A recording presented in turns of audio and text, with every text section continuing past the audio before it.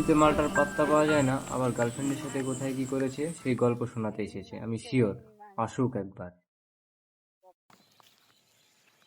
রে ভাই, শোন না, কালকে আমার গার্লফ্রেন্ডকে নিয়ে ওই রুমে গিয়েছিলি আর সেই গল্প শোনাতে এসেছিস, তাই তো? না না, মানে তোর আর গার্লফ্রেন্ডকে নিয়ে পার্কে বসাচ্ছে না, তাই ওই রুমে গেছিলি।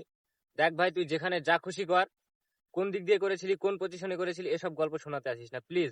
ওসব নিয়ে অনেক প্রবলেম হয়, ওসব আর শোনাতে আসিস না প্লিজ। তুই যা খুশি কর। কেন, কি প্রবলেম হয়েছিল? কি প্রবলেম হয়েছিল? আগের বার তোর ওই রুমের গল্প এতটা মন দিয়ে শুনে ফেলেছিলাম যে রাতে গিয়ে শালা ঘুমাতে পারিনি, শেষে পানু দেখে হ্যান্ডেল মেরে ঘুমাতে হয়েছে।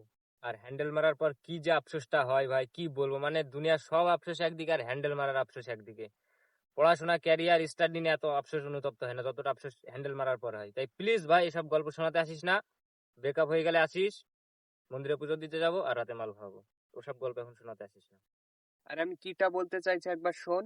চুপ বোকাচোদা। তুই আগে চুপ কর বোকাচোদা, যেটা বলতে চাইছি সেটা আগে শোন। বল শুনি। আরে শোন না, কালকে আমার গার্লফ্রেন্ডের সঙ্গে রেস্টুরেন্টে দেখা করতে গিয়েছি। তারপর? তারপর ওর সঙ্গে আর এক ফ্রেন্ড এসেছিল। ও হট আছে, কিছুদিন আগে ব্রেকআপও হয়েছে। গার্লফ্রেন্ডকে বলে তোর জন্য ওর নাম্বার নিয়ে এসেছি। যতই তুই দাঁত কালাস, নাম্বার তুই পাবি না। ভাই ভাই ভাই ভাই, শোন না। শুনেছি মায়ের দুধের ঋণ শোধ করা যায়, কিন্তু যে বন্ধু একবার হট সিঙ্গেল মেয়ের নাম্বার দেয় তার ঋণ কোনোদিন শোধ করা যায় না রে। তুই কি চাস না আমি তোর কাছে সারা জীবন ঋণী হয়ে থাকি? বল, চাস না তুই? নাম্বার তুই পাবি না। একটু আগে যা শোনালি।